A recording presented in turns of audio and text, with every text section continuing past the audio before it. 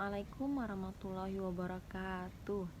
Selamat pagi anak-anak. Bagaimana kabar kalian hari ini? Insya Allah mudah-mudahan selalu sehat, kita selalu diberi kesehatan. Nah, hari ini kita belajar matematika kelas 12 SMA dengan materi kedudukan, titik, garis, dan sudut. Nah, adapun kompetensi dasar pada materi kali ini adalah dapat dilihat tentang kalian harus bisa mendeskripsikan tentang kedudukan, titik, garis, dan bidang. Nah, lalu tujuan pembelajarannya apa? Nah, kalian nanti diharapkan bisa menentukan kedudukan, titik, garis, dan bidang. Dapat dilihat? Nah, baiklah anak-anak, sebelum memulai pembelajaran hari ini, marilah kita bersama-sama berdoa menurut keyakinan dan kepercayaan masing-masing. Berdoa mulai.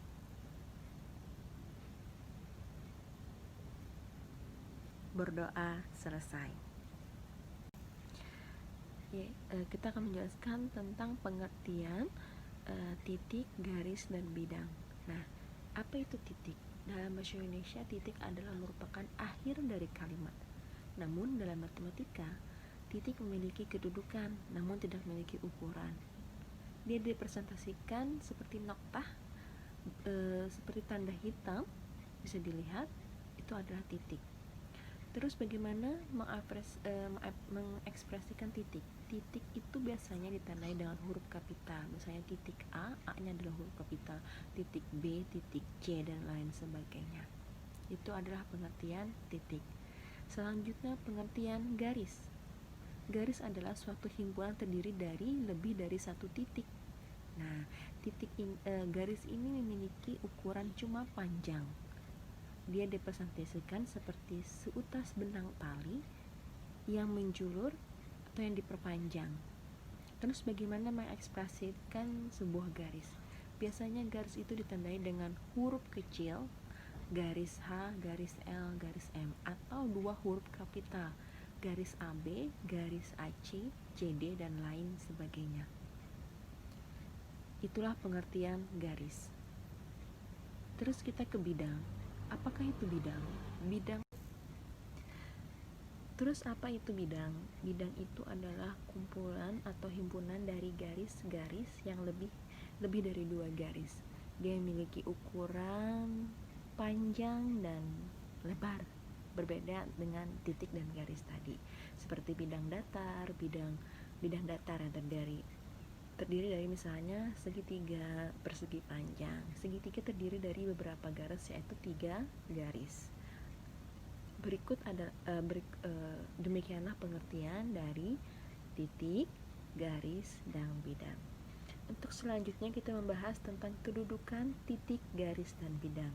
Nah, pertama kita bahas tentang kedudukan titik dengan garis. Nah, titik dengan garis memiliki dua kedudukan.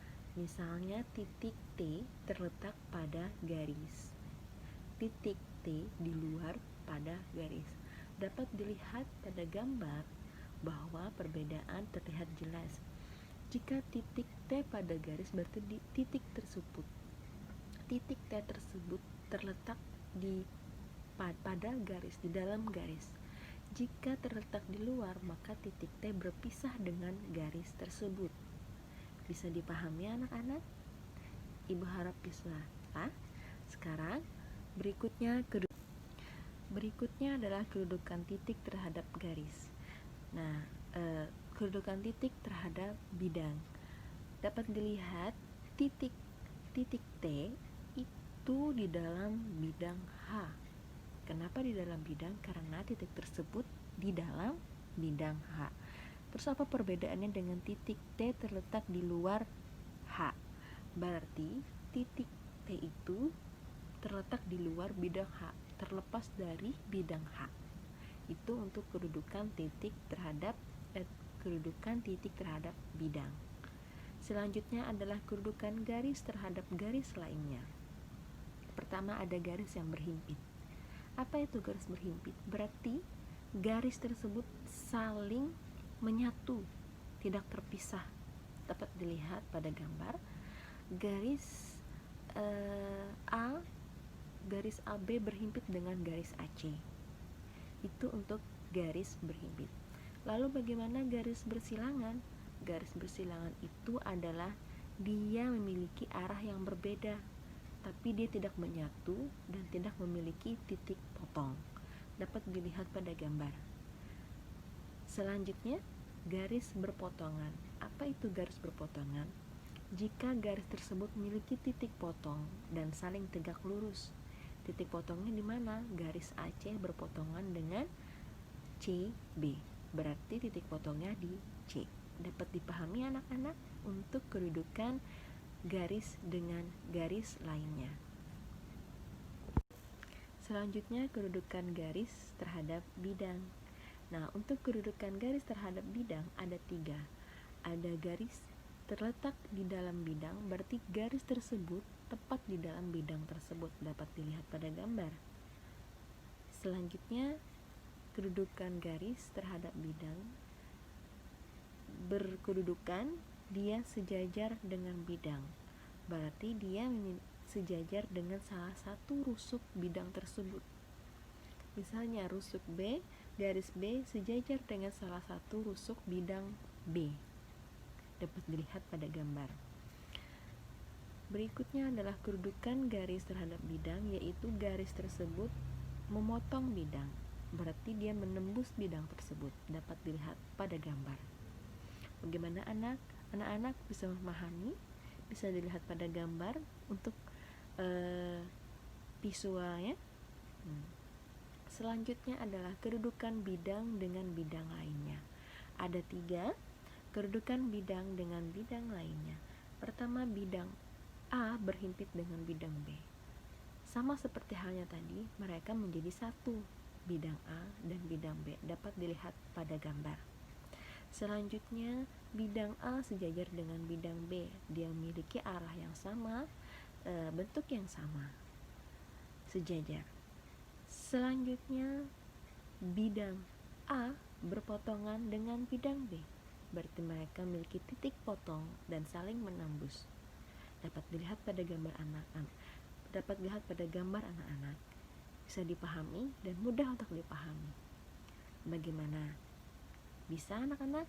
Apa ada pertanyaan? Ibu rasa cukup jelas materi yang Ibu sampaikan. Baiklah, untuk menguji coba kita lihat contoh soal berikut. Lihatlah apakah gambar berikut itu adalah bentuknya kubus. Lalu apa pertanyaannya? Lihat pada gambar kubus ABCD EFGH. Diketahui garis BD bersilang dengan garis. Ingat, bersilang tidak memiliki titik potong. Mereka berbeda arah. Maka jawabannya adalah, Ibu kasih waktu beberapa detik. Kira-kira garis BD itu bersilangan dengan